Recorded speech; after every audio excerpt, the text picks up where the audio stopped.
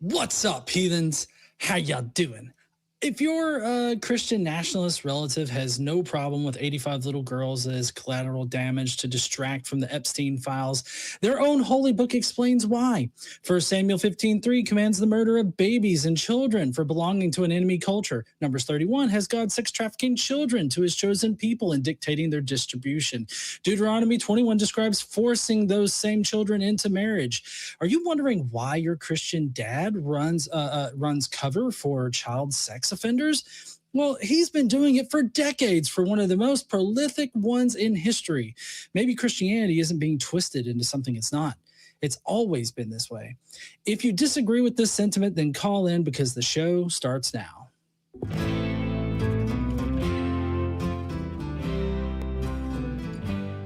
That's right, everybody. Today is March 1st, 2026. I'm your host, Secular Rarity, and joining me is the Godless engineer himself. What is up, man?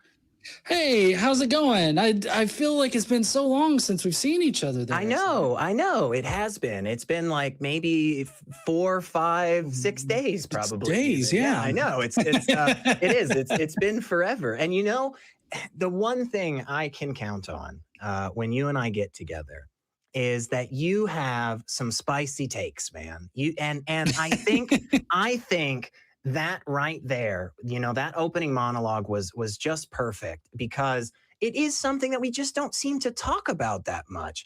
Like, all of that junk is very much in the Bible. It's very much a part of, you know, Christian theology and understanding and worldview and all that. And then, you know, we're supposed to listen to how the church is actually the best for children. You know, if you really want to raise your kids right, you know, got to take them to church. That's what I always hear, man. So, yeah, I think that's a really good point, man. And you actually were saying something before we hopped on. Like you were saying you think Christianity does more harm than good, right? Oh, yeah, totally. So I've been running with this sort of topic for a while, and that's that Christianity does more harm than good. And I'm not talking about Christians. Like, I'm not. Right. I know a lot of Christians want to tie their identity to their religion, but I mean, I truly think that Christians by themselves can be good, and they can find ways in which to make their religion work for them and justify their good actions. But I think that the ideology of Christianity, just in general, you know, if you look strictly at the ideology, what it allows and what it takes in order to like truly follow the ideology, I just think that it does more harm than good. And if you look at the past, like Christianity's past, you can tell how obviously it has negatively affected like our society. I mean, women weren't allowed to even have their own bank account until like the 1970s here in America. Right. And, you know, a lot of that is because of this, the whole misogynistic idea of like the men leading the household and all this other, you know, kind of bull crap. So like, I think that Christianity is kind of at the heart of a lot of our societal ills that plague us now.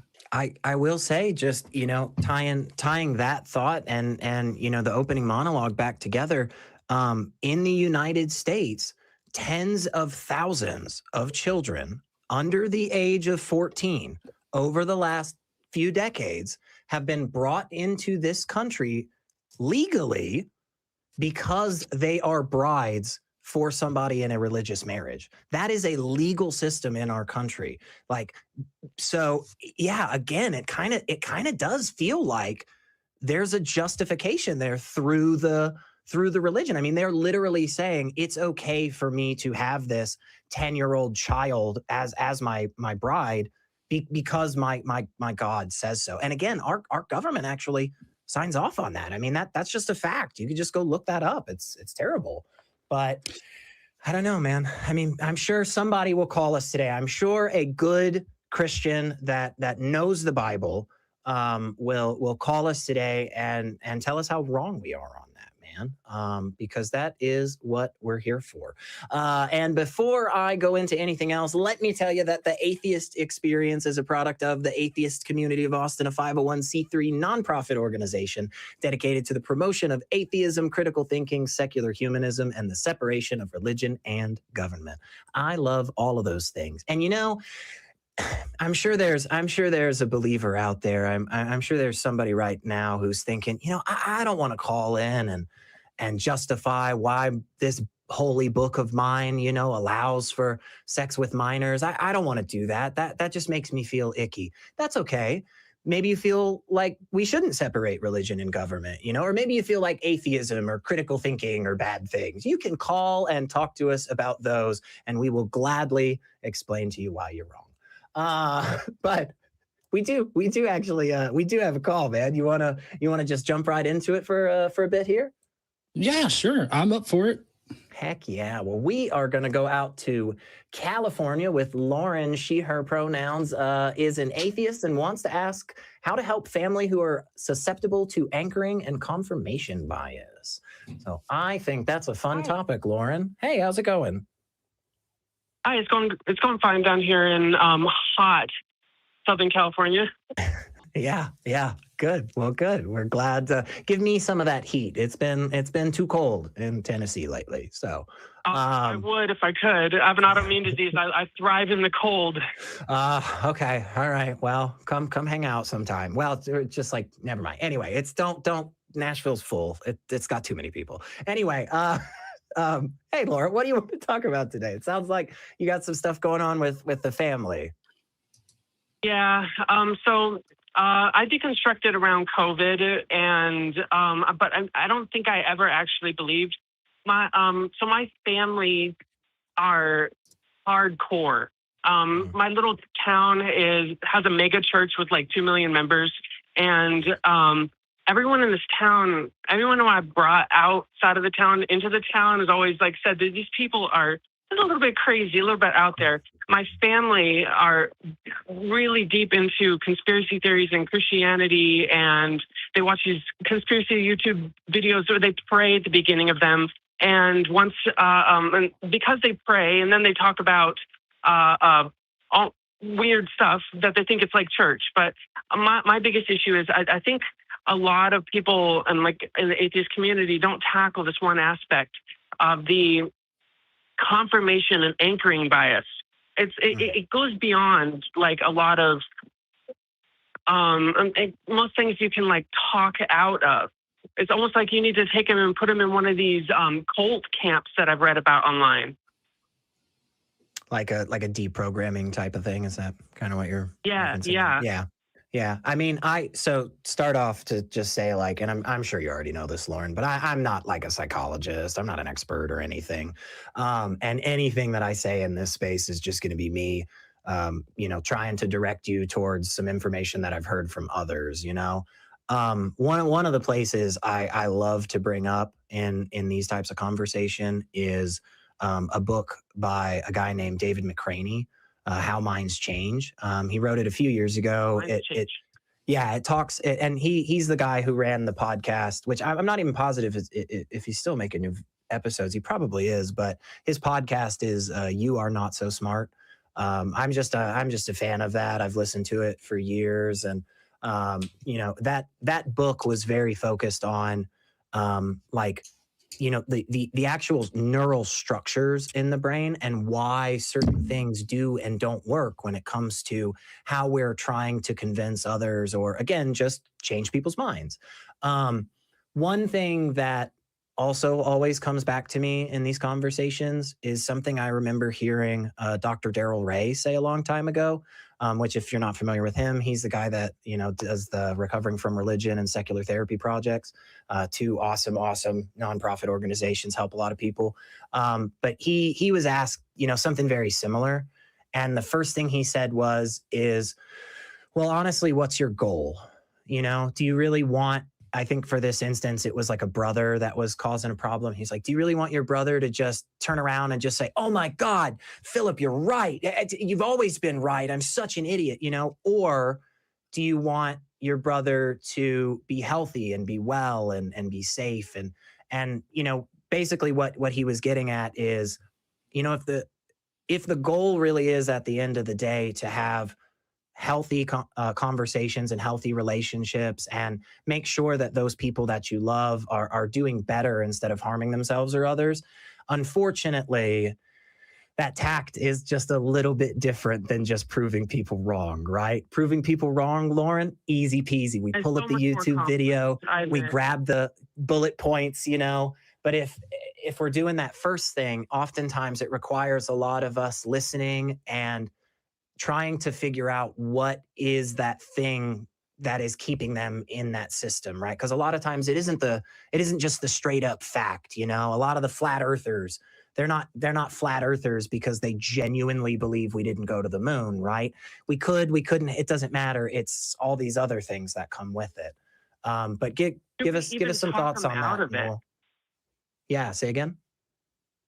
So at the end of the day, like, I am mentally, I'm suffering a little bit. I'm suffering because I didn't develop the emotional and the emotional tools to process the world. Like, my intellectual mind understands and I can comprehend that life ceases to exist when, or the consciousness stream ceases to exist, at least from everything that we scientifically know, when you die. But I don't have the emotional tools to prepare this. I always have like some strange thought, like some deus ex machina is going to come in and save me, like at the moment of death. I mean, I've seen some horrible stuff on the internet, and I'm always right there. If I was in that event, like those cartel videos or anything like that, I would, I just, like, how would I feel at that moment? And I look at my family and they're happy. They're living in a life of misinformation. They have some fundamental misunderstandings of reality, misconceptions, but should I really take them out of this? Because they don't have the emotional tools. And I've met quite a few people who have just deconstructed, and some of them are in their 50s or 60s and they're facing some massive existentialism, and it's torture. I mean, just my own brain is torturing me a little bit because I never developed these tools. And I'm not trying to be like a therapist or anything, but should we ethically take a lot of these people who have this unique brain structure and show them the truth, and then potentially put them into this existentialism where as they get closer to old age and death, they just get more afraid and more afraid? Because my parents, they're happy. They wake up, they got a smile on their face. They're in their 70s. They're not, you know. Yeah, and probably not. And let's just, let's be honest. They're probably not like causing a massive amount of harm or anything. And I'll be quick, Lauren, and then I want to get GE in on this as well. A couple of quick things come to my mind, and one of the first ones is that I believe your parents, I believe you, I believe all of us as people, for no other reason than the fact that we are human beings. I do believe we are capable of getting through this stuff. I absolutely do. And one of the reasons is because I know many people that have, and they're so much better because of it. Is there a little bit of struggle? Is there a little bit of pain? Abso-freaking-lutely. But just the same as members in my family 20, 25 years ago woke up and said, gosh, I'm unhealthy in XYZ way, and went through the effort to get better. They did. And they do feel so much better because of it. I think it's always the right thing to offer that opportunity to people. I don't think it's right that we force people into that, right? I'd be very much against like forced conversion or whatever. I don't even think that's a thing, right? But yeah, I do think it, if you want to go that route, honestly, you kind of have to resign to the fact that it's probably going to take a long time and a lot of work, Lauren. And you're not obligated to do that, by the way. That's not on you necessarily, right? If you want to, 100%. And there are some resources that can help. Again, things like David McCraney's book or Recovering from Religion, Secular Therapy Project, that type of stuff. But I want to give John a second here to jump in. So.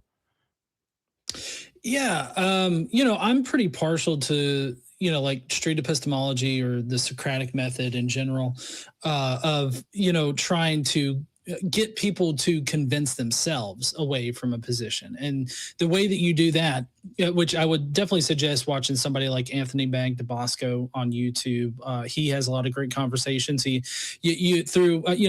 demonstrates how to like walk someone through a thought process. And And just to echo something that Secular Rarity just said, that's only if you really want to undertake this. I definitely wouldn't think that it's incumbent upon you to do it, or that you have a responsibility or anything. And I definitely wouldn't try to force anything on any position on anybody. But if you're really wanting to change their minds about a position, the best thing that you can do is to get them to critically think about their position versus some other kind of position that they would hold a drastically different, still related, but they would hold a drastically different opinion about, right?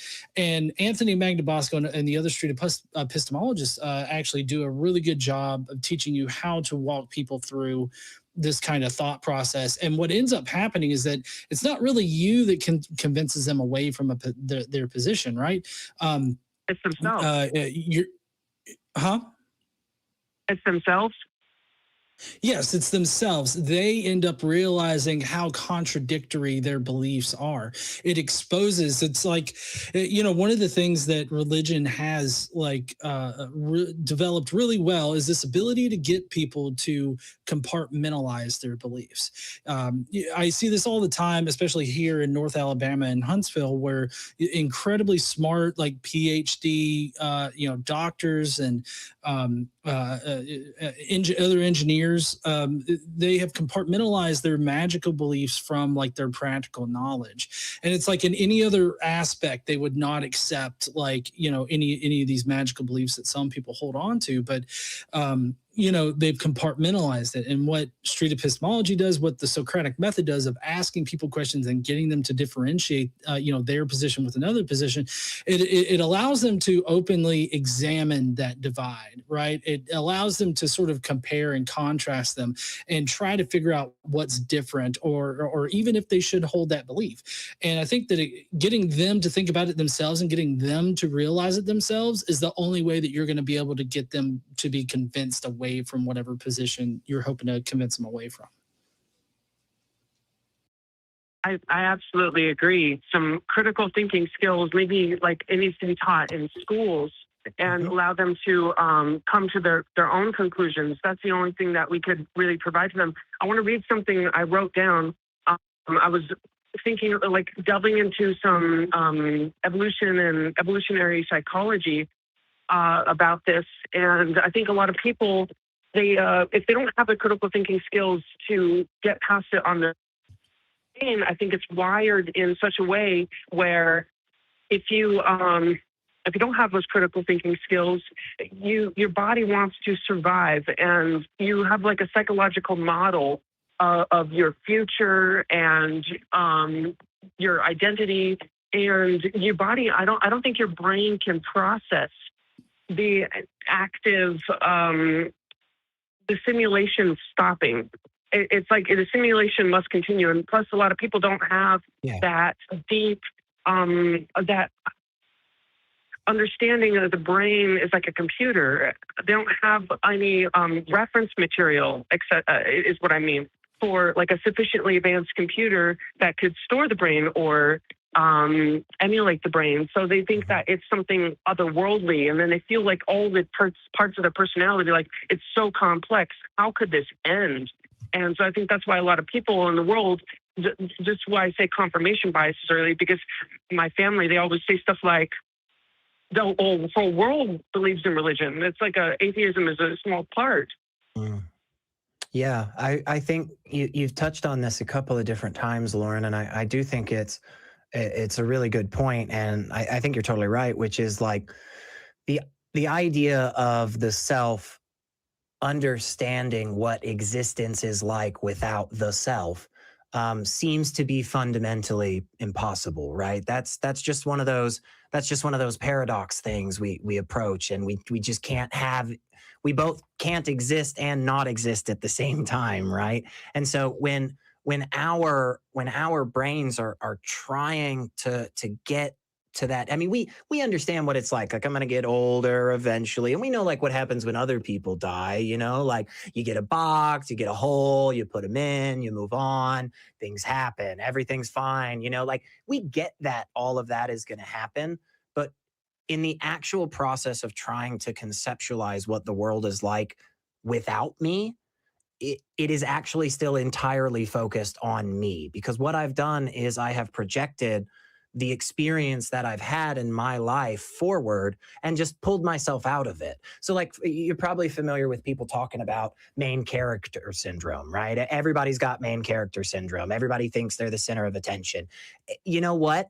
Of course they do, because that's how we're all wired, right? This isn't some divine thing that's wiring us. We're social creatures that require others around us so that we can survive and thrive. And not only that, but we also have these nervous systems in our bodies that actually respond to other people when they're hurt or when they're happy or whatever. And so, like, it is just something fundamentally baked into us as people to kind of expect that we're going to keep going, and with that being said, I mean, sometimes just gently coming back to that same topic can help us move on from it, right? Like, kind of like exposure therapy, right? If you're really, really afraid of spiders, one of the first things you should do is you should get a spider in a cage that's completely sealed up. You're 100% positive it can't get out, and take that spider in the cage, put it at the other side of the room, and you stand on the other side and just look at it for 5 minutes. Just do that once, and then just like wait 2 weeks, and then slowly you get a little closer, Now the spider's out of the cage. Maybe you can hold the spider even, watch video. So exposure therapy is also something that helps when it comes to ideas. And I think that's a lot of what like GE was talking about there, and what street epistemology helps get at. You kind of keep coming back to these themes over and over. And then again, like you both realized, they end up kind of talking themselves out of it.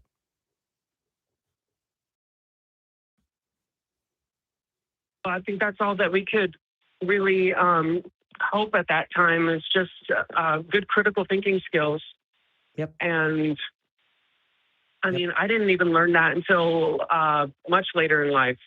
Most of us, when I was already 18. Yeah, most of us don't.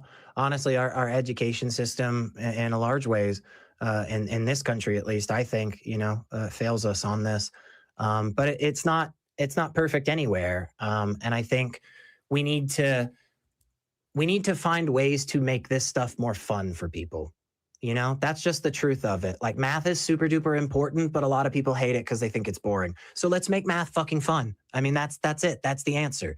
If critical thinking is what is needed around the world in droves, then I don't know. Let's come up with some games. Let's come up with some fun things. Let's come up with some cool, interesting shows that people can call in and learn some skills. So we're doing at least some of that work. And you are too, Lauren, by calling in and helping us out. So we appreciate that. I want to say thank you for your time, and this is very eye-opening. Thank you so much. You cut off a little bit there, so I'm not 100% sure everything you said, but I think it was all very nice, and I will say nice things back because this was a great call. So thank you very much, Lauren, and I'm going to drop you very unceremoniously and quick because it's a digital program and it just happens right away. So yeah, man, I mean, you weren't taught critical thinking in schools, were you? I sure wasn't. There was no class. There was no. No, I mean, that's one of those things, I guess, that, everybody assumes their parents will teach them or something. I'm not sure. I know I wasn't taught it, especially in regards to religion or any of these fantastical claims. Mm-hmm. I had very Southern conservative parents. So it was pretty much, I got called a dipshit or something like that whenever I said something stupid. It was never really productive in that kind of way. Yeah. Yeah. And I definitely, there wasn't anything that I can think of that had as a focus like critical thinking. It was all like byproduct stuff. It just so happened that I was really interested in, this after school activity or something, or it just so happened that I was on, this soccer team or this group or whatever, and these instances came up. It was never like we had a class that was like, hey guys, we're going to study logic and philosophy.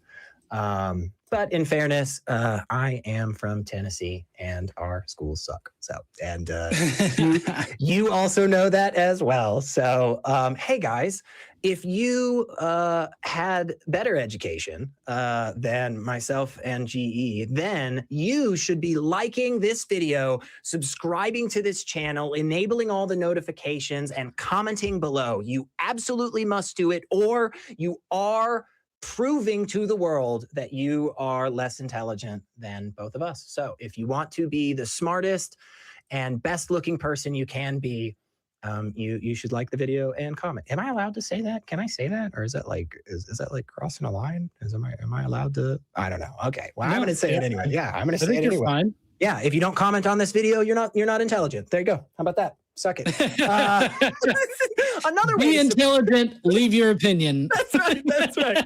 Leave your opinion below. Another way you can support us is by sending super chats. And if you get those in and they are appropriate, we will read them on the air. So like maybe you want to say that I'm not very intelligent. Feel free to do that by sending in a super chat of at least $5 or more. And I will absolutely let you make fun of me as much as you want. You know, there's probably something there to talk about with the therapist, but we're just going to move on because we got a call. So we are going to go out to New York. We're talking with Wubby. Him is a theist and wants to talk about the existence of God. So that is perfect. Wubby, you are on the Atheist Experience with Godless Engineer and Secular Rarity. What's up? Yeah, hello. I have an argument for the existence of God. It establishes the contingency of necessary facts and that they're necessarily non-contingent given the inferences established across different modal domains. So I'd like to provide the first. Oh shit, Phil Bro. Awesome. I love Phil Bro action. Necessarily non-contingent. Yeah, Wubby. Have to be necessarily necessary. Wubby. Can you take a breath? Yeah, hang on, man. I'm a real person. I don't know about you, but I'm a person. I had breakfast this morning. Did you have breakfast this morning? Yes. What'd you have? That's irrelevant. What'd you have? So this is irrelevant to the argument. Oh no, look. Oh no, a button to mute you. It's almost like these call-in shows have been happening for forever. You can't be that stupid, right? Come on. Let's be people. Let's be real people, Wubby. I think you're a real person. I think you're probably a reasonable person, right? I imagine you don't speak this way to anybody else in your life. So let's have a conversation, okay? So I, this morning, had a protein bar. It was chocolate and peanut butter flavored, and I had slices of a red apple. I'm going to bring you back on, Wubby. What did you have for breakfast? Yes, I had a bowl of Cheerios, good sir. Thanks, man. I hope you enjoyed it. Now, what would you like to talk about? It sounded like what you were saying was something related to the contingency argument. Yes, sir. I have an argument that establishes the necessity of God's existence, good sir. Cool. Go for it.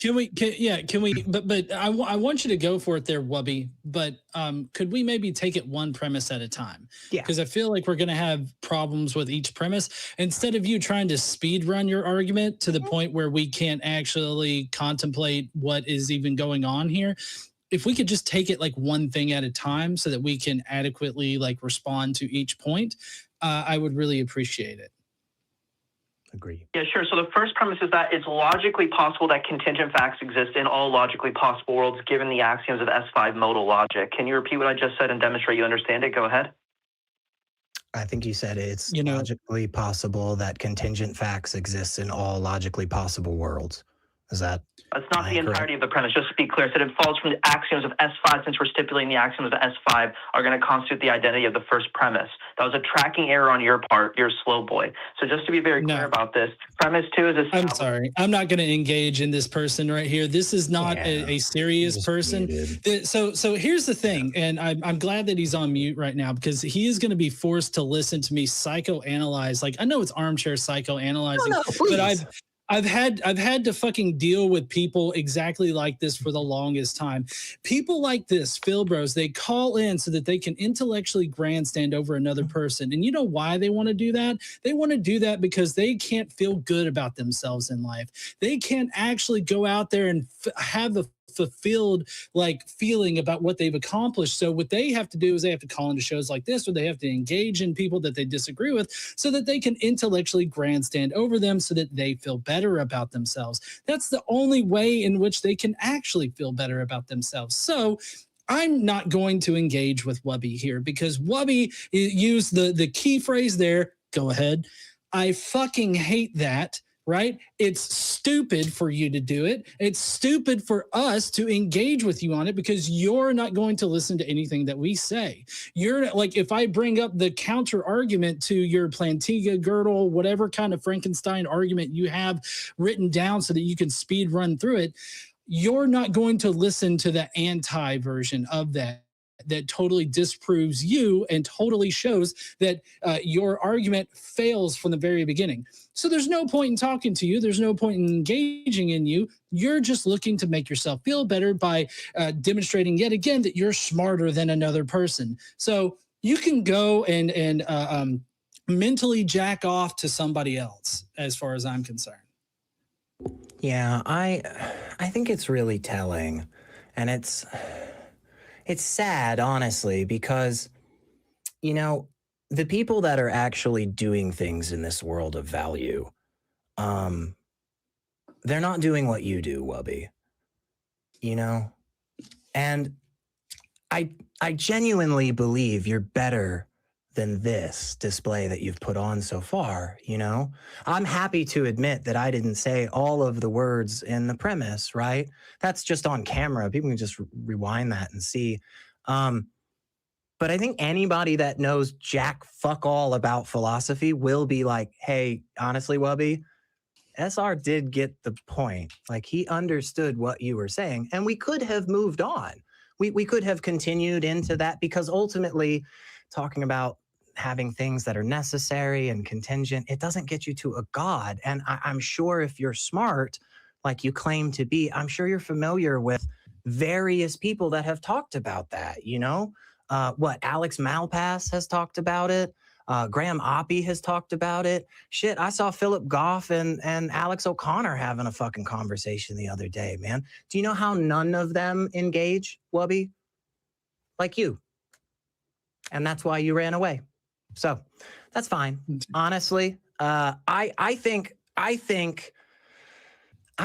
it is better to not engage with stuff like that, because at the end of the day, we just don't get anywhere. It does not actually get us to anything of value, you know? And I think back to one of my absolute freaking heroes, Dave Warnock.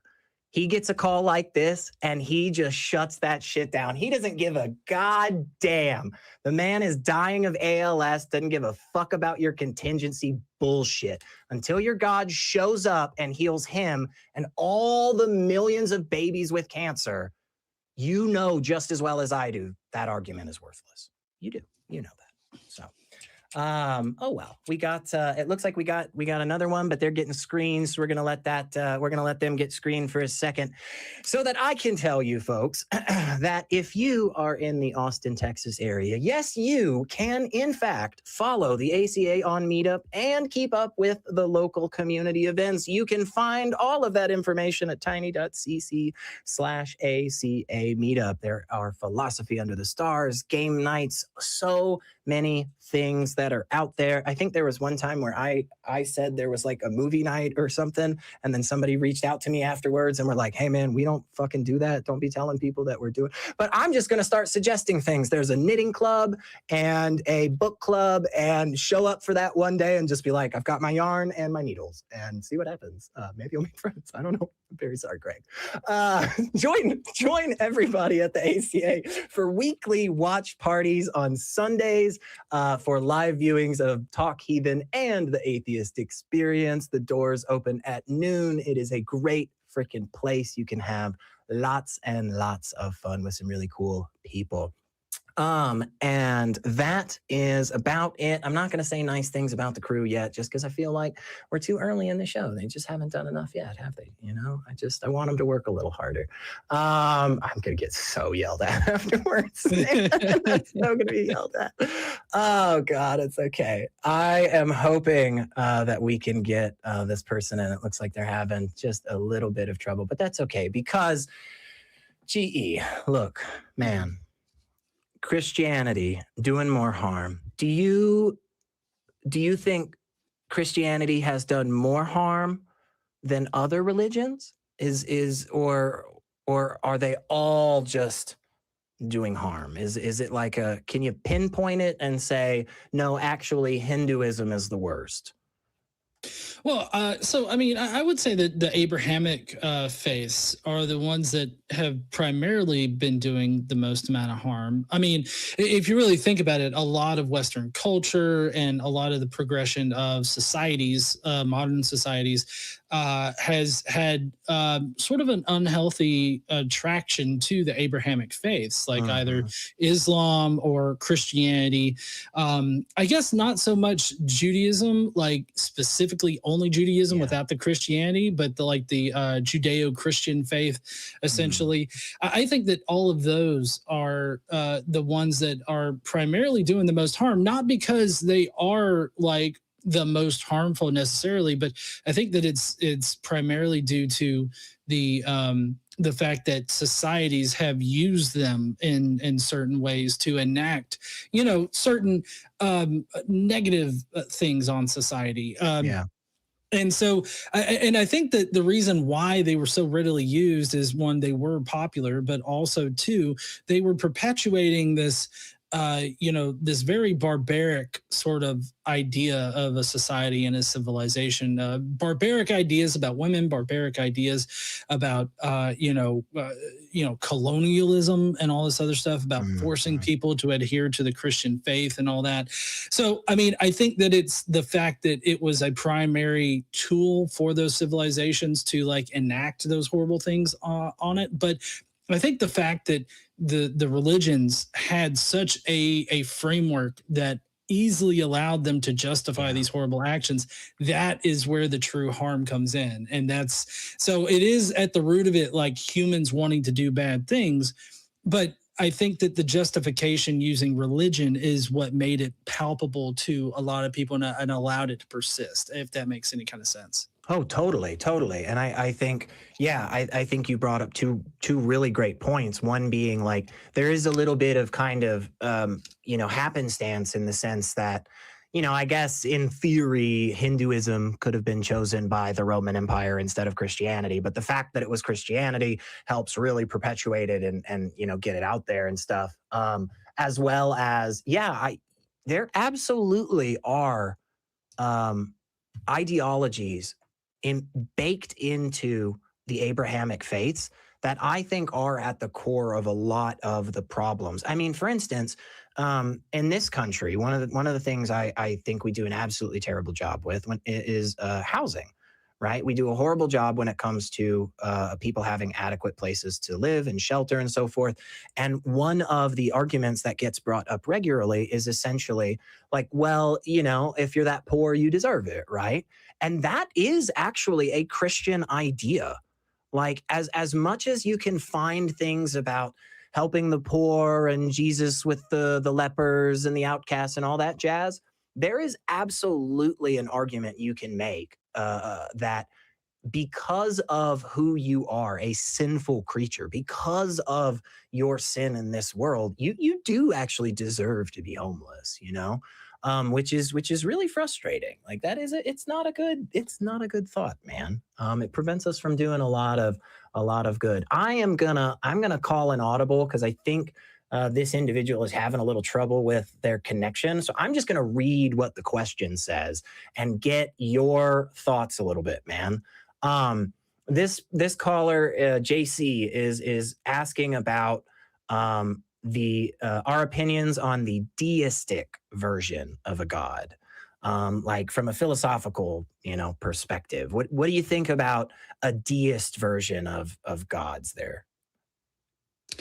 Well, as far as a deistic version of God, I think that it kind of comes in as nearly unfalsifiable, or the arguments to like the person I believe was trying to use maybe Gödel's argument in order to establish it. Which I love how they call in and they always want to use some well known and well debunked. Right, like we haven't fucking read it. Right, exactly.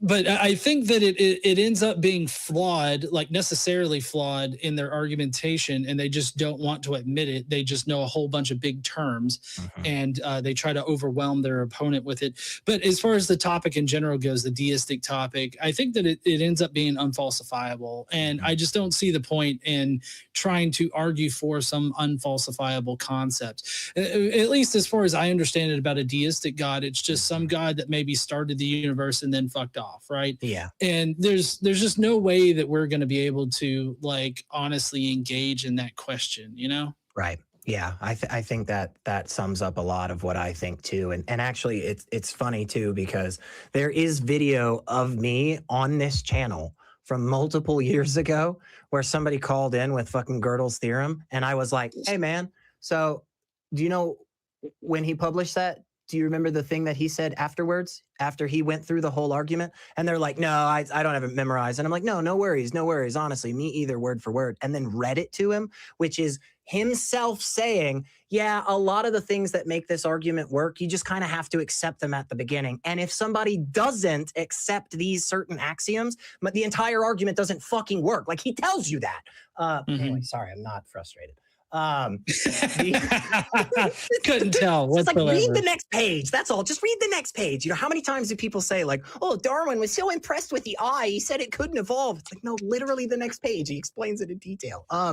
But yeah, I think deistic and like, even to the point of like pantheist and panentheist and these kind of super duper vague understandings of what we mean by God, I really think they are sidestepping what the vast majority of us are talking about, right? I don't actually believe that most people think God is some dude as like depicted on Family Guy, freaking beard and the sandals. And that's not what I think. But I also don't think that most people, for them, their God is like the concept of friendship, Like your God is one that actively helps you find your cat.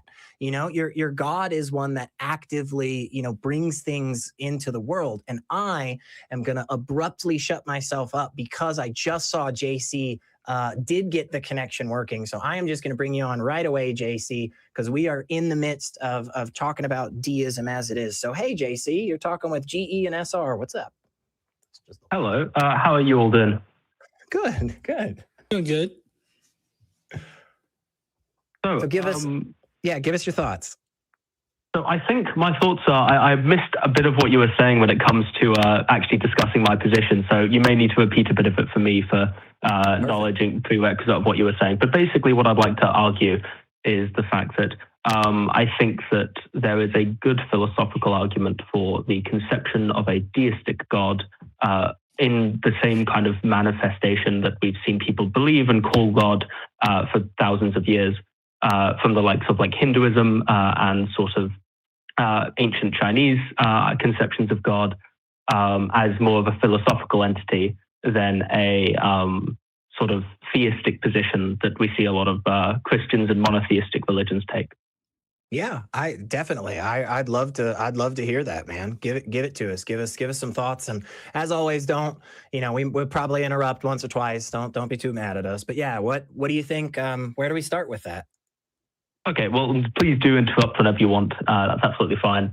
This is your show. I think the best way to start is to, at least quite an approachable way of coming to this conclusion, is to begin with sort of understanding what you can and can't reconcile. So like what you can and can't know from like an epistemological standpoint. So if we go into like doubting the world, and if callers kind of see where I'm coming from this is beginning on more of a Cartesian basis. You can also start off from like a Plotinus basis, so a Neoplatonist sort of basis where you work back like causally and contingent things. But I think what's a little easier and more approachable is the idea that, okay, the only thing that I can actually know to be certain is the fact that I am thinking. If you doubt everything, so if you think anything could be manipulated at any time, or I could be dreaming, or anything could be happening, you actually come to the realization, not so much a syllogism as I think, therefore I am, but you end up coming to the realization of I am or I exist in manifestation of like a thinking thing. Does that make some sense? Oh yeah. I'm following along with you for sure. I think it's entailed by the fact that we are doubting means you are thinking about thinking, which means you must be thinking, which means you have to exist in some capacity. Yep, I'm with it. Precisely.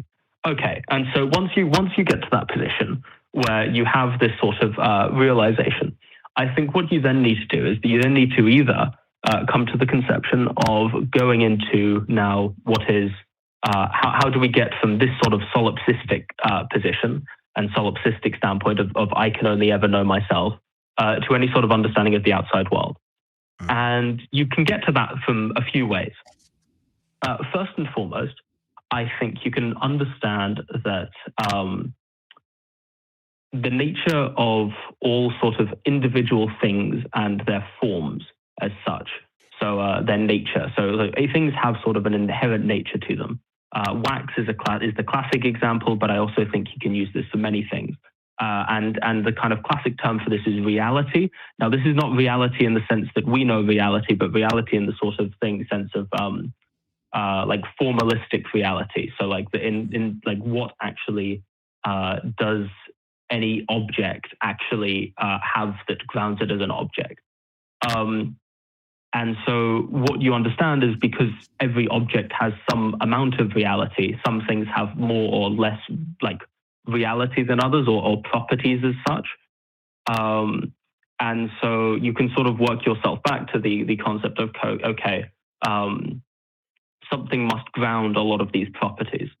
And so you can find that grounding in a philosophical position of where all of these entities sort of stem from. JC. Yes. Yeah. What do you mean by ground? Can you please define what you mean by ground? Okay, yes. So what I mean by grounding is I mean from a like philosophical grounding, because otherwise we have no idea where these properties like come from, how these properties like stem from, and because each individual object has a certain amount of a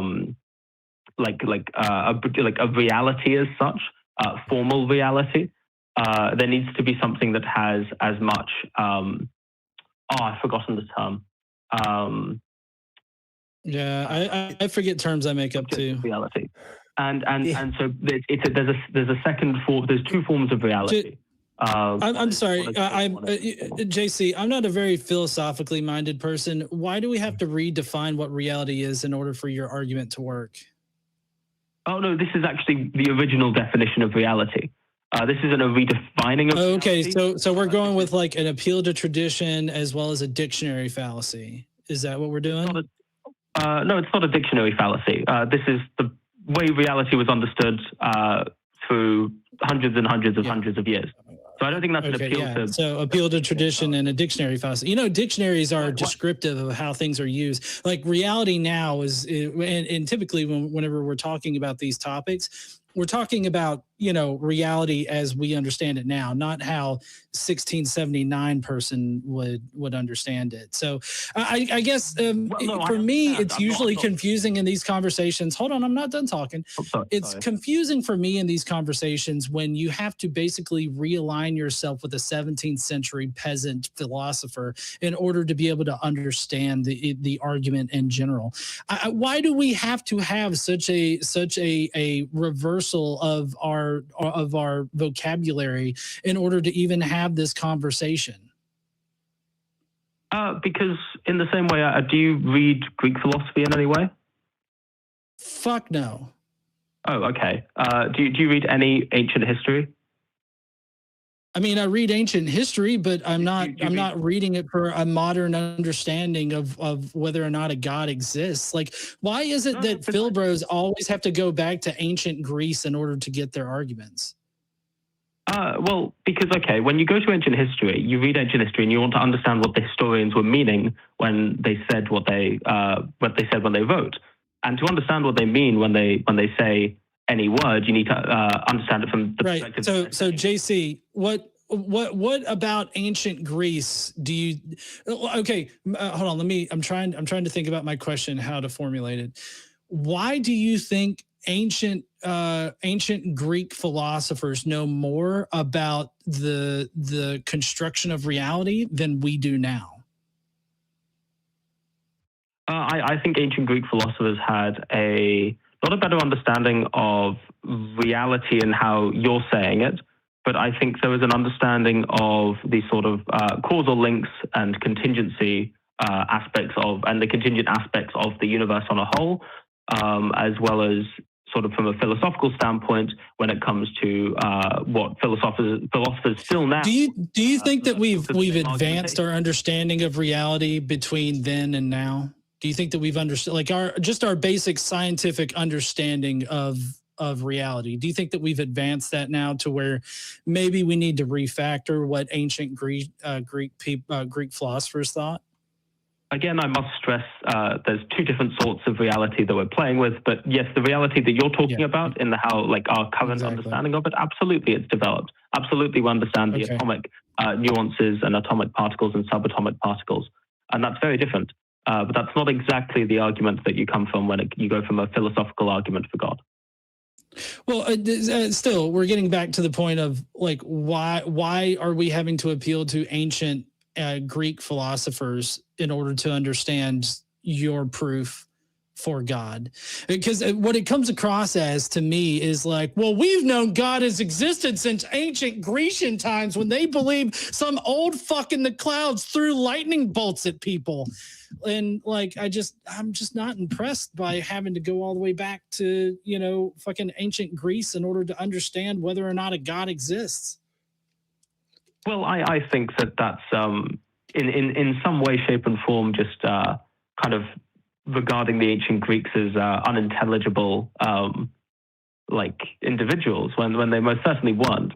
And also, we wouldn't say that about... No. I'm not saying they're unintelligible. I'm just saying that we're smarter than them now. Like, we have like, not everybody, obviously there are dumbasses, but I'm just saying that, like, as far as our understanding of things now, I feel like we're much more advanced than what ancient philosophers have done. And I mean, even if you wanted to go back to, any of these contingency arguments or any of these forms, or like because I feel like you were playing around with like Plato's, what was it? Was it Plato's forms, where perfect like there's this, there's these perfect forms that exist as concepts, and those are more real than the reality that exists. So it's like, I'm not ignorant on what they argued. I'm just saying that I don't think that it really applies to the conversation, that we don't have to go that deep into it in order to be able to prove that God exists. Either he fucking exists or he doesn't. Yes, but I think when you say God, I think you need to understand that, okay, the Hindu's conception of God is very different from the ancient Greek conception of God, and is very different from the Christian conception of God. I don't think that my statement there levied any kind of concept on God. Like, I'm talking about some supernatural deity out there, whether it's one, many, or maybe the God has 14 arms that it uses to jack off everybody with. Like, it doesn't really matter to me what kind of supernatural deity it is. We're trying to figure out what actually proves a supernatural deity. And you going on about ancient philosophers and the contingency argument and all this other shit, like, I really don't think that gets us anywhere close. All it does is it buries us under these like philosophical terms that nobody ever uses in any other kind of conversation. Nobody redefines what reality means. Nobody does any of these things in a normal conversation when we're talking about a fucking God existing. So I guess it just really aggravates me whenever somebody comes on. It's like, hey, listen, okay, we just really need to like redefine every single word that we use in order to talk about this before we can even be able to conceive this magical cocksucker in the sky. Like, it just, it just seems pointless to me. So, Well, JC, I think you're living in a world where reality has already been redefined. I mean, this has happened on many situations over history. All I wanted to do, I wasn't trying to redefine it in a sort of sense of let's redefine what reality means to all of us now. I tried to describe what reality meant at the time so that you had a better understanding of the actual philosophical argumentation. Because I think the philosophical argumentation is sound, but it requires you to understand what one means by reality when I say it. Let's try and get to some of that. Let's see if we can get to let's see if we can look at some of the reasonings as to why you get to your conception of God being real. And I hope this doesn't undercut, too much or anything, but I would say if ultimately, JC, your conception, what you mean when you say God exists is really closer to what GE and I mean when we say fairies exist, as in like people know that this concept is a thing and people have created various versions over the years, and like Sir Arthur Conan Doyle was even, fooled by some, but ultimately at the end of the day, it doesn't exist in the same way my keyboard does or my car does. I think we can, we could shorten that and just get to that. Because again, we'd probably agree, like conceptually God exists, but whether or not God exists in reality in the same way that is tangible and meaningful, I think that's really where myself, where I'm coming from, and I think GE's kind of in that boat too. But yeah, JC, give us a couple of seconds here of the argumentation. Why you get to this view that a deistic God exists? Okay, so. Basically, when it comes to, there must be basically as least as much. Okay, let me just formulate this for a second. Okay. You're good, man. But I think the start off is something that cannot come from nothing. Basically. Okay. Can we pause right there? Can we pause right? I know I hate to just stop immediately, right? No, absolutely. The reason I want to is because this is one of those things that I feel like oftentimes we don't really investigate enough. The dichotomy here is something versus no thing, right? Meaning anything out there that is not nothing. And when we're actually focusing in on what nothing is in this context, it just seems impossible. It just doesn't even seem like there's a way to get to it, man, logically, right? Like if nothing in this dichotomy is truly absent every criteria possible, it sounds like we can't even describe it to conceptualize it, to put it in this dichotomy. And it kind of seems like it puts us back into this place of being like, well, maybe there's just never a nothing. Maybe you can't have a nothing. Maybe there's just always a something, right? I mean, would that be a problem if there was just always something? I think it's possible that there is always something, but I do not think that we have adequate evidence from a scientific standpoint to say that what persisted before, like the Big Bang, for example. Sure. And again, when it comes to, the whole fourth dimension and how like space and time are fundamentally the same fucking, I don't know, but it gets even weirder about what it means to be before all of this stuff too, right? So I don't know that concept in and of itself of something can't come from nothing type thing, I don't know that is something we really should be utilizing in these types of conversations. Like maybe we just put that to the side for a second and we say, hey, look, it could have always been something. We don't know, and then we go, okay, so with that aside, how do we get to a deistic God? How do we get to your understanding? I do not think we can push past the cause of the Big Bang. I think that you're taking a few leaps too far as to going, okay. Let's skip a few steps. I think that it's important that if you want to argue for an atheistic position, you should be able to explain or give your reasoning as to why the Big Bang happened. And I think that allows me to give a theistic position, or deistic position on why the Big Bang happened. What if I simply say, I don't have any model or mechanism whatsoever as to indicate that no God did this thing, but instead I simply say, like you said a moment ago, all of the scientific evidence we seem to have does not indicate that there was this creator. I don't think I said that specifically. I said the scientific evidence doesn't explain why the Big Bang occurs. Yeah, but I'm just saying, what I'm saying is I'm taking that sentiment and just saying to the creator thing. I don't think any of the scientific stuff gives us the creator thing that you just said. Well, no, but the scientific, sorry, yes? Sorry, JC, I feel like, tell me if I'm wrong, if this is the direction that you're going in, because I feel like this is the direction you're going in. If we can't provide a full 100% step-by-step, step one, step two, all the way to the final step for science, for why the inflation of the universe happened exactly and how the universe operates in its entirety, then the only other option is God. Is that what you're saying? No, not at all. That's a God of the gaps fallacy. Well, that's good. That's good. Okay, I'm glad that you can identify that. But my point is that, like, we don't know, right? SR and I, we don't know. We don't know what started it. We don't know if there's going to be a big crunch. We don't know if we're just going to fizzle out into the asshole of whatever turtle resides in the universe, right? We just simply don't know. But that doesn't automatically mean that it's a God, right? And I don't see how this helps the conversation.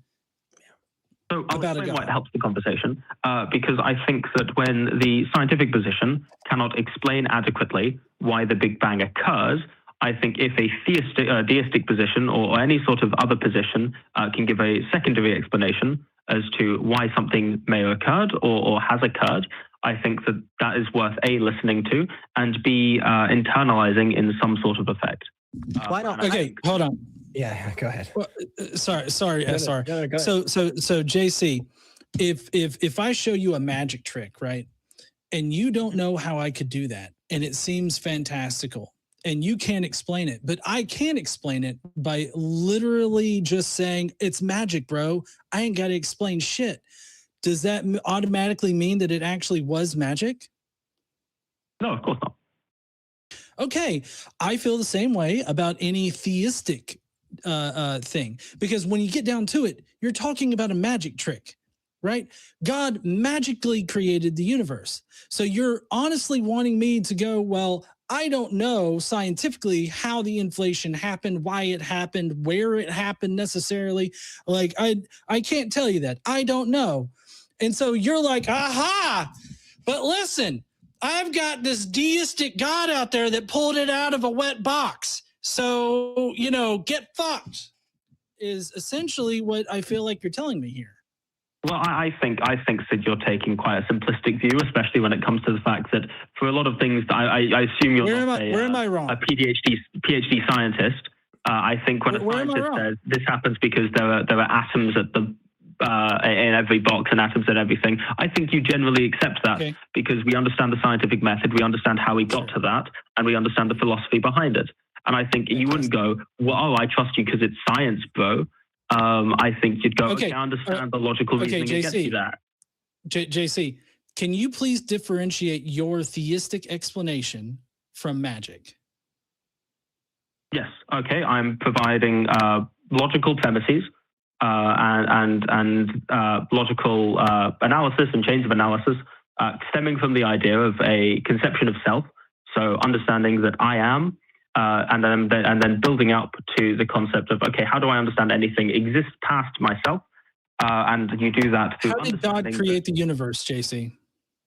Okay, basically, it's more so not the explanation of how God created the universe. It's the fact that the universe was created. No. I'm so sorry. You're so in the middle of this. You're changing what you've because you've required of science to explain the how the universe inflated, not the fact that it did inflate. right? We have evidence for the fact that it did inflate. Mhm. You need to provide a similar explanation. How did God create it? Did he pull it out of a wet box? Did he fart it out? Did he use a magical incantation like the Bible says? Like, how did he do it? If you're expecting me to provide you with a step-by-step explanation as to how and why the universe came about, then you need to also provide that, okay, on your end. Don't change the requirements here. Don't move the goalposts on this, right? You need to provide that on your end for it. No, I think you're correct there. I think that I probably misspoke in my my questioning then, the line of questioning. I think it's impossible to sort of say and give a properly apt description as to precisely how. Mainly because I wouldn't be able to say whatever God or how God works in that sort of sense. Okay, because given, I'm so sorry. I'll let you. No, this is give it interesting. Please. So if you can't tell us how he did it, and we can't know the mind of God of why he did it, in that kind of sense, all we can show is that the universe did inflate at one point. What is the benefit of this theistic one versus a naturalistic one? When the theistic one, the only thing that you get out of that is the extra little bit of magic, because that's essentially what you're saying, is that, oh, I'm going to draw a cloud around this unexplained part. I'm a God of the gaps, by the way, just God of the gaps. I'm just saying, I'm giving you some notes in real time. It's God of the gaps. We're drawing this cloud that says, I don't fucking know how this happened, but it fucking magically happened. You're not really providing us with any better explanation than us just saying, I don't know. In fact, I would say I don't know is better. Okay, let me. I think there's more to it than I don't know, and I think there's sort of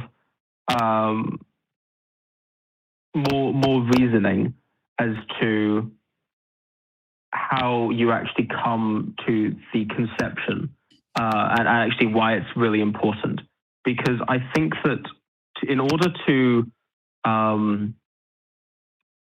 actually correctly perceive reality as such, I think like how do you know clearly like the basis of like mathematics, the basics of and know that it's sort of like true and judgment is true. Now I know that this is going to sound like it's a big shift from one to the other, but I want to sort of I'm trying to find the right methodology. Right. Well, just as long as you recognize that mathematics is descriptive of the reality that we exist within. So it kind of suffers from a weak anthropic principle, if I'm getting that term right, in that we exist in this universe and we have created this description of that we call mathematics, and it describes the universe that we exist within. If we existed in a different universe with different underlying, physical traits or properties, which I'm not even sure can exist. But if we did exist in a different universe, then we would have different mathematics, and we would be having the exact same conversation, just with different mathematics. So I don't think that trying to ground mathematics or trying to philosophically ground mathematics in a God is really going to be beneficial. Yeah, I think we come back to regularly in conversations like this, JC, and I feel like this is kind of where we've progressed to here as well, is we start getting to this place of we have whittled down all of the holes in our logical reasoning chain as best we can. And we find ourselves once again woefully inadequate because every single one of our ideologies apparently has a massive hole right in the center. It's called Munchausen's trilemma. It's a big problem. Big smarty pants philosophy people have never figured it out, right? But once we've gotten there, which honestly, we're just granting each other right now, right? You're granting that GE and I are in that boat, and we're granting that you're in that boat, right? Once we're there, the next step is demonstration. It is empiricism, because what we have to do is we now have to put into action those philosophical principles in the world around us. And if we regularly put the philosophical principle into action that 1 × 1 = 2, as some people have decided to push out there, we will very quickly find all of our products don't exist on our shelves anymore. We no longer have money in our bank accounts, right? Because that's not true, right? When we add 2 to 2, it gives us 4. And it seems to work every single time, you know? And so if we're at that point, then it just seems like what we would have to do is we would take both of our views of the world, both of our, you know, views on reality, whatever that is, and we go out there and we test it. And unfortunately, it seems to me, between the two sides presented here, our side's the only one that's ever made progress. I don't know too many things from a deistic perspective that have been shown to be true in the world around us, you know? What do you mean when you say shown to be true? Like, so for instance, it would be the case if an entity exists with such power to create the world in a way that is perceivable, that they created it, right? We would have that information in front of us, right? Just like, for instance, if, totally hypothetical, totally wacky, weird conception, but if there was this like kind of non-gravitationally space thingy that eventually, like, I don't know, was some massive inflation or something, like there would be evidence of that too. And between the two, again, we have evidence of the second one, the microwave background radiation. We do have that. But for some reason, every time we go looking down that route of, well, if there's this all-powerful, all-knowing, all-loving, whatever, not saying you put any of those attributes on it, just saying as an example, then we should see evidence of that regularly around us. But for some reason, every time we go looking in the microscope, it just doesn't seem to show up. Does that make sense, kind of what I was getting at? No, I think that makes sense what you're getting at. I think the interesting thing is more so in that yes, I think that in some way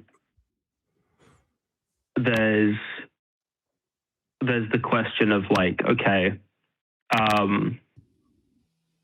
like how realistically, how incompatible when it comes to your perspective and a deistic perspective on a sort of philosophical God, because I'm not seeing how there's much incompatibility aside from the fact that I think you're looking for. I mean, I've just been able to not articulate well enough some of the argumentation, but I don't see what the incompatibility is between the 2 points of view. With regards to a lot of the stuff you believe, I also believe, and I understand it to be true.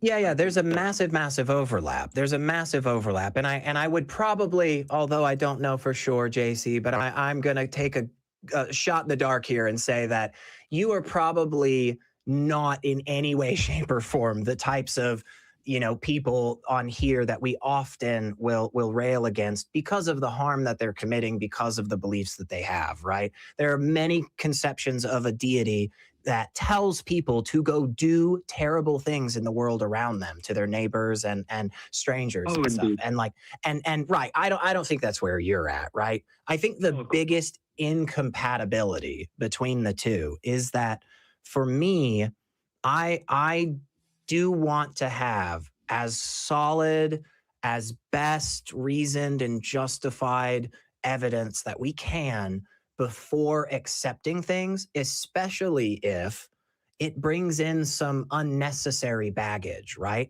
Like when I go out to my fridge here in a minute and I see that half of the pizza that I made this morning was eaten, I could posit that it was some, you know, magical turtle, right? That just popped into existence out of nowhere, ate half my pizza, and then fucked off. Like I also could just posit that like my roommate ate it, you know, because like they're in the house, you know, or I could posit that I forgot that I ate half of it.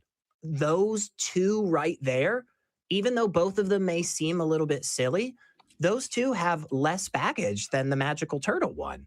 Now, I'm not saying your thing is exactly equivalent to the magical turtle, but you see what I'm getting at. No, I agree. It's sort of a principle of parsimony. But I think that you find the principle of parsimony through the deistic explanation of why things exist. Because I think that...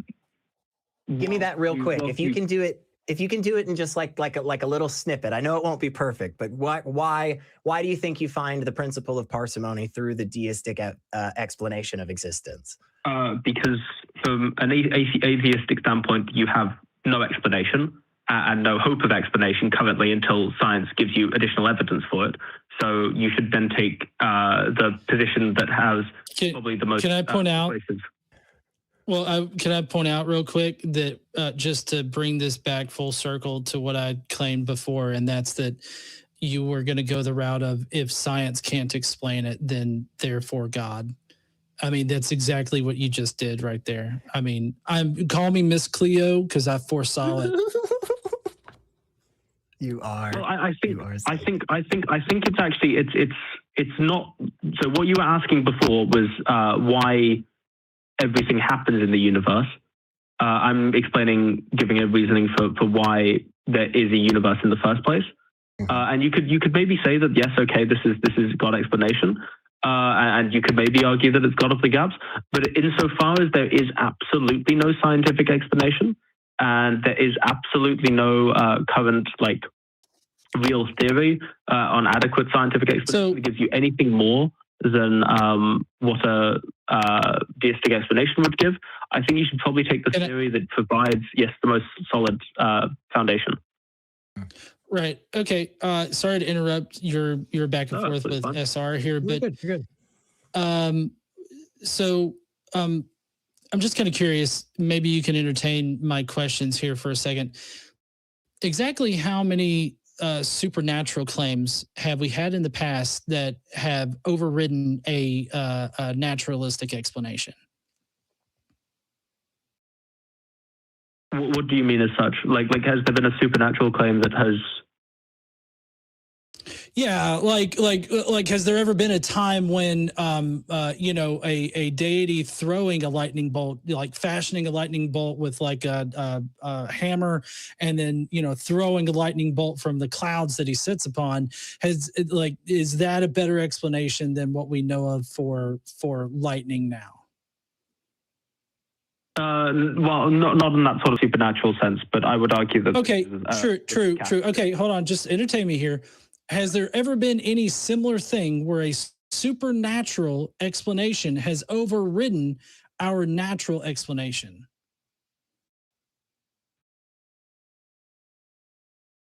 Well, in that sort of sense of like.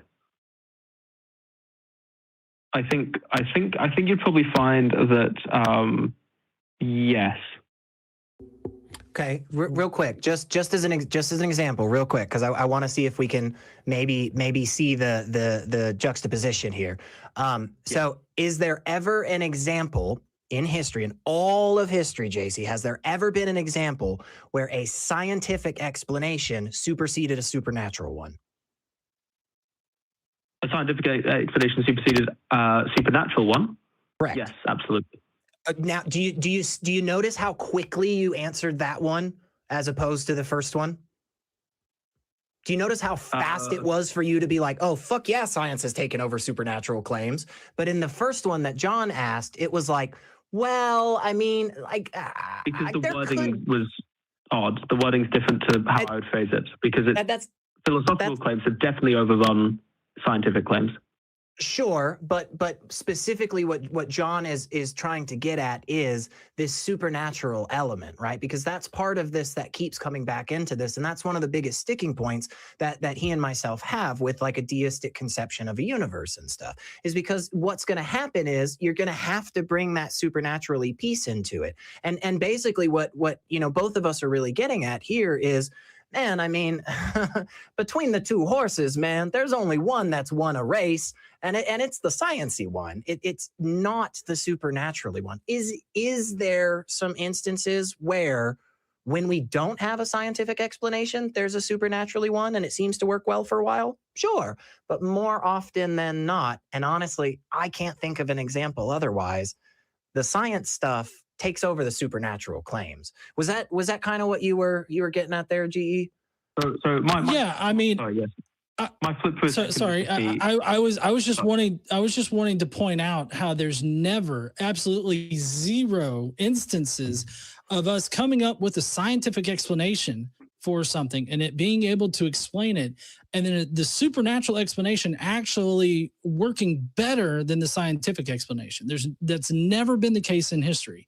So like if we were to do some kind of like Bayesian analysis on what's more likely to be correct in this situation, you're not going to come out with magical superhero God, right? That's never going to be the most likely conclusion there. The most likely conclusion is some natural explanation that we have yet to discover to explain these things. Correct disapproval of what you kind of said with regards to science not being overridden.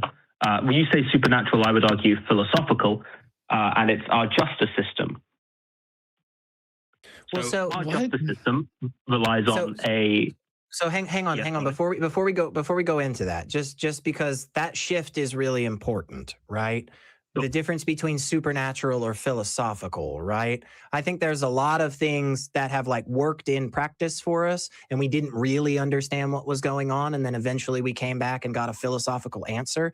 But I would say that is not an issue for me. That's not a problem. I don't have an issue with that.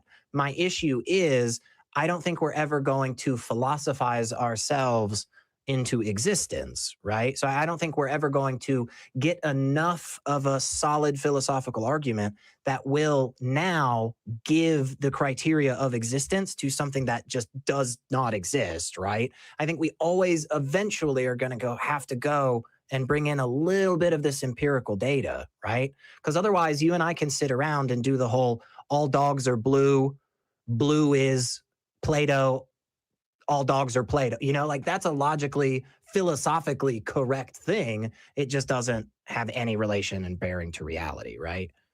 I hope that made sense. Well, I would say that I think that the fact that philosophical argumentation has outweighed in some cases scientific argumentation for how and why we do certain things and how and why we should do certain things. I think that when you use philosophical argumentation to describe God, I think that that's a different sort of explanation that I think your reasoning as to why it shouldn't work doesn't hold entirely true. Okay. Well, maybe. I still feel like what this ultimately boils down to is the fact that if we can't come up with a naturalistic explanation for whatever question you have, then you're saying that the default answer should be deity, right? And I don't see that as the reasonable conclusion there. I guess my question is that what you're asking us to do? Because I feel like that's directly what you've said in this conversation. I think I would ask to take the theory that has the most credence in its current form of explanation as to why something occurs. And I think in this case, right. So if we don't have a scientific explanation that doesn't have any kind of conclusion versus magical deity explanation, obviously the magical deity explanation is going to give you the answers that you want because you've crafted it to give you the answers that you want. And it obviously is going to have more explanatory power than saying, I don't know. So you've essentially set up a dichotomy here for it to be either a full-ass scientific and naturalistic explanation or God. That's a false dichotomy for one, but also you're setting it up that way, but then you're denying that you're setting it up that way. You don't need to be disingenuous like that. I think what I'm trying to set it up as is not so much that you require to. I think how am I trying to put this? Because I know that we don't have a huge amount of time.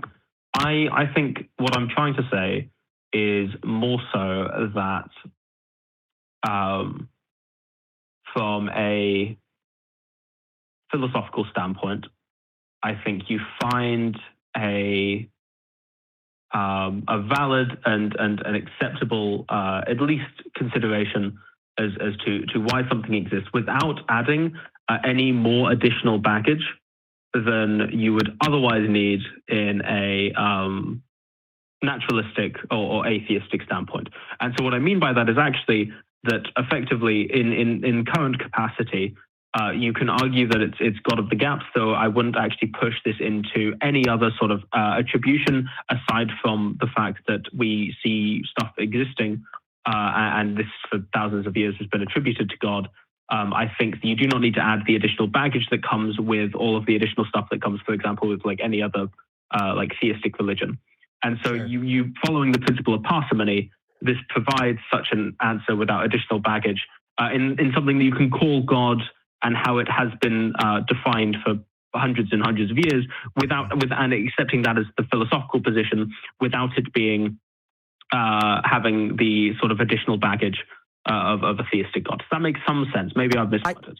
I think no. I honestly, JC, I think I'm following you. I think I'm following you to the letter here, brother. And I guess my thought, one of the first thoughts that I have to it is, I don't know, man, because I really feel like we already hit the most parsimonious answer we possibly could as to why things are here or why things exist or happen at all, right? It's just because there isn't actually nothing. Like that just doesn't make sense philosophically. It doesn't work in reality. And so there's just always been shit. I think that really is a more parsimonious answer. And we don't have to go to any other explanation as to why things are the way they are. We can learn about how. We can learn about the various mechanisms that occurred, which is, again, that inflation of a quantum scalar field. And, oh my gosh, strong force, weak nuclear force, all that stuff is fascinating. But at the end of the day, I mean, logically speaking,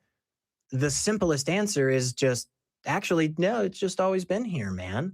And the other thing that comes up, and again, we've been going on for a while, and I appreciate you, man. No, but one of the things that comes up to me is like, okay, so then what? Like, if we do actually accept this version, this philosophical construction of what it means to be a deity, and we say it's real, what does that do for us? What does that get us? Where do we go? What are we supposed to do with the rest of our lives? And I think that's where, when we start to really hash that shit out, I think we're going to start to find places that you and I are going to have to differ, right? Because if a deity does exist, I think that logically it would follow that there would be certain ways of behaving or certain existences that are acceptable in this deity's, universe, and certain existences that aren't. And I would probably want to be on the side that's supposed to exist, right? So I don't know. I think, unfortunately for me, I think at best, this type of understanding of a God adds nothing to the world, right? And at worst, I think it is confusing or potentially can take us down some of these more harmful routes, depending on the qualities, of that God. But JC, we've been going for a while now, and I appreciate it, man. And I'm somebody that often gives out homework and stuff. And I don't know if you're familiar with Philip Goff, Goff. Oh, great, man. He does a lot on panpsychism and stuff. I actually just found his YouTube channel the other day. Apparently he's only got like a few hundred subscribers or something. So go check him out and maybe drop a comment and he'll respond. There's some interesting stuff in the panpsychism and panentheism stuff, although even still I can't get on board with it, man. But I appreciate you so much, JC, and I'm sorry I'm going to drop you really super quickly, and it's going to be very unceremonious, and I'm so sorry. But thank you so much, man, for hanging out with us. I'm with you, man. I get it, John. A lot of times it feels like we run around in circles and we just get back to some of the same old stuff, man. I hate to I hate to do that, you know. Sometimes we can make progress, but a lot of times I feel like it's like, well, my God's just energy, man. And it's like, well, your God's farts. That's what it sounds like. Yeah, you know, I really felt like, you know, at the very beginning of the conversation, I was trying to fast track us to the end, but he was like, no. I want to take the long route to get to the point that you just made. So just let me dig my own grave here, you know, and that'll be great. And sometimes, man, you know, sometimes our job is just to hand motherfuckers a shovel. You know, that's what we do, which is a good job to have, because I don't know if you know this, but there is a crew, an absolutely wonderful crew of people that do real jobs. They work behind the scenes regularly to make sure that these awesome shows happen for you. Not only are they working while the shows are on, but they are working before and after. They barely sleep. Somebody please let them out of that basement. God, why did we ever put them in there? But no, seriously, they're wonderful people. We have an amazing group of people that helps put this on, you guys. And also, I don't know if you know this, guys, but you can be one of those crew members if you would like. You could even be a guest on one of our shows, or eventually be a host like myself or John. In fact, I'll tell you, that was exactly what happened with me. I was just a random dickhead that was hanging out in the chat for a while. Next thing you know, they needed somebody to help out and screen calls. I helped a little bit. Next thing you know, they said, oh my God, this kid will never shut up unless we put him on a fucking show. And then they are stuck with me ever since. So if you want to get involved, it's actually really easy. All you got to do is email volunteer@atheist-community.org. That's volunteer@atheist-community.org. And you can hop on one day, and that is really cool. And maybe even you could be one of our awesome string of backup hosts. We have an incredible amount of wonderful backup hosts. But wait, I am not going to tell you about that yet, because I was just told we got money and I have to read it. We have $1.99 from Jonathan J. France saying cubes. Thank you, Jonathan. And cubes to you as well. And we've got Crispin Slit. That is an interest. Is that your name, Crispin? Or was that a name you chose for the youth? Crispin Slit is an interesting name. And they have been a member for 6 months, and they sent us £2 and said, excellent show. Thanks all. And thank you to Crispin as well. And we definitely have to give, since we're in the vein of giving out thank yous, I'm going to give my biggest thank you tonight to my favorite of backup hosts. Kelly Laughlin is an amazing backup host. You know, sometimes we are stuck with Sophia Spina, and it is frustrating because she comes on and just never shuts up. But I am thrilled that we have. SR. You fucked up, dude. Is it not? How could you? Is she on? Are you looking at the same screen as me? Oh my God! I pulled up the fucking announcement. I am so. Hello. Hey, and by Sophia. the way, it's Sophia Spina. Oh. So if you're gonna insult me, at least get my name right. I can't. Just say it. Just say it. Oh my God! I hope they don't just fucking cancel me or something. Jesus Christ! I canceled you in my heart, and that's bad enough. I am so sorry. I don't know what happened there. We must have got. I'm just gonna say, may the Lord smite secular Rarity over there. There you go. Yes, we got rid of it. How are you doing there, Sophia? I'm doing all right. Hopefully you can't hear the children screaming in the background, but you know, that's it is what it is. Yeah, that was a pretty good show. I like listening to y'all. Yeah, what did you think about either call? Did you have thoughts about either one? Yeah, I think that, so because I work in the mental health field, that first one did kind of stick out to me a little bit about, you know, dealing with family members who maybe are, you know, really in a particular mindset. And part of what I thought was interesting, and I would sort of challenge the caller and maybe those who are similar to them, is like, there would seem to be a desire to present them with certain information or mindsets and then letting them make a choice, when I would actually point out they've already made their choice. And there's a level of control we just don't have in the lives of others. And some of that suffering that we experience can be compounded by us trying to continue to help them see something that we think is more true than what they're currently believing. And so I would sort of ask, what this desire for control, like, is that part of our own suffering, that we're trying really hard to get other people to see something when they don't want to? And also, it's what is your community support that's not that family? Because I see a lot of folks going back to family, wanting them to support them, and they're just not going to. So sometimes that suffering is, again, compounded by the fact we're not looking at, maybe it's atheist community, maybe it's, knitting groups, whatever it is, finding support outside of the people that you're really trying to like bring into a particular way of thinking. It's there's a level of letting it go, letting other people make their own choices that can be really hard, but accepting that, I think, can assuage the suffering a little bit, Yeah. I definitely, that's why I was trying to emphasize, and I know SR, before I got canceled, was trying to really emphasize that, it's not incumbent upon them to like try to change anybody's mind, or, I just don't find that putting that kind of stress on you is best for like anybody's mental health.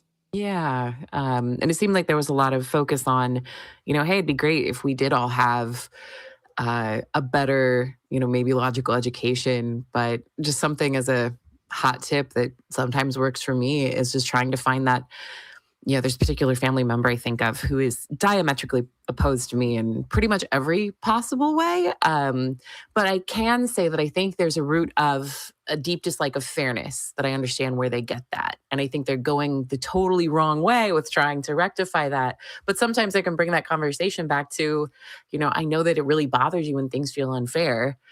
And, here's the position maybe somebody was in that made them think what you're advocating for was unfair, just kind of like that, like, what is this value that they do have? Right. Yeah. And so it's just kind of if these conversations are going to be had, which I'm a big fan too of saying, you don't have to have them, just go live your life, go do your stuff if it's causing you so much suffering. But yeah, just, you can't make people do things. Pretty much anything. Yeah. And then what did you think about the one Philbro that we had call in? And I know we really didn't get into any kind of discussion really, but I know that I kind of armchair psychoanalyzed there, and that's usually bad form, but I've noticed the same pattern amongst a bunch of people that have that kind of demeanor and people that interact on that kind of level. But what are your thoughts about that? Yeah, I mean, I pretty much agreed with everything you said. It's, if this is the way that, the one thing I might disagree with when you're like, you don't, either you or Secular Rarity said something about we don't talk to other people in your life like that. I'm like, I bet they do. I bet they do talk to other people that way. I've been a girl in a bar too many times, and somebody tries to talk to me and you're like, what? Have you spoken to humans? But maybe they don't think girls are human. I don't know. And so I'm like, I think that they unfortunately probably started talking that way because they experienced what they felt was social success. So imagine being like this awkward, insecure high school boy. He's 15 and he talks that way and can shut someone down or fluster them. And that's going to be the first time maybe he feels power, or he feels a relief from his own insecurity. He can feel better than because he does it. So there is something, I think you're right. Like, this is what he gets out of it. I think it was just, it's so sad because every time he's on, he calls people names. And it's just like, he informed Blind Limey once. He said something about his IQ of 183, to which I think Blind Limey said, I could not give less of a fuck. Like, yeah, because who cares? It's really sad. And just, it kind of, I know people don't like being pitied. I get it. But it does bring out in me this feeling of like, oh, there's this little boy that has never figured out how to not be that 15-year-old in class who's trying to like one up this kid that he perceives as bullying him or more advantaged than him or something, And yeah, so I'm just like, but I hope you grow out of it maybe a little bit, come to understand you don't need to try to degrade others.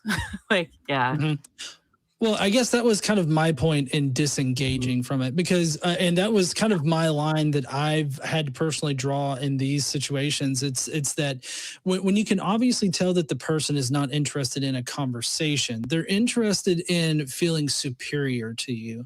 I feel like that is the line to draw, because what that turns into is it turns into this toxic conversation where, I mean, if you can navigate it without giving them what they want, fine. But for me personally, I know that, just even engaging in it is in some ways giving them what they want, because 100%. even if you don't emotionally give them what they want, they will still manufacture some kind of like superiority, because it's like, oh, he didn't know this word, so that means that I'm better kind of mentality about it. So Yeah. but I'm glad that I was kind of spot on, even though I was sort of armchair psychoanalyzing. I've had enough therapy sessions to where I can identify that.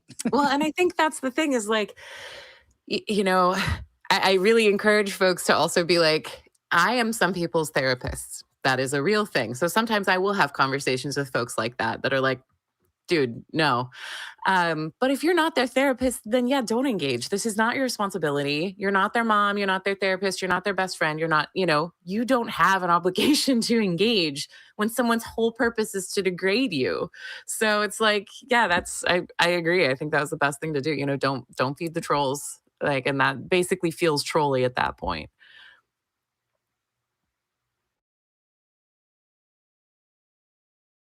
Sorry, I was muted and I was trying to send a message to the production on the back end. But let's take 1 second and uncancel SR and bring SR back up, because we did get another super chat for us to interact with. Hey, I guess you guys need me after all. So need is a strong word, but we'll allow. Fair enough. Yeah, fair enough.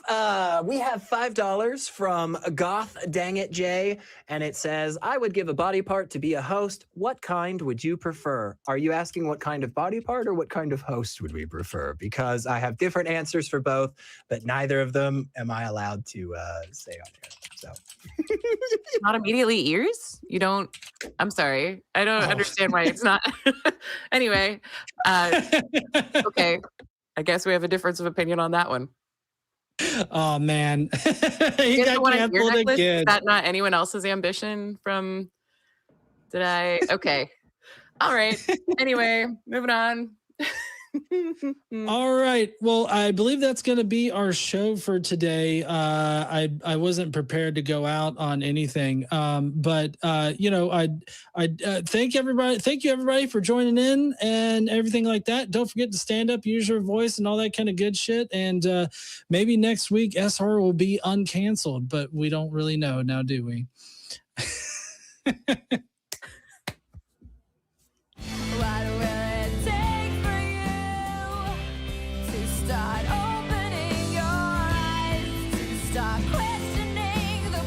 I think I was set up, you guys. I'm just being honest. I think somebody did that on purpose.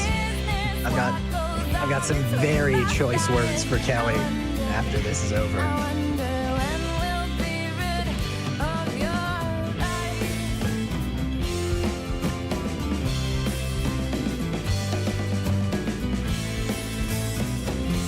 can't believe he got canceled twice in the show.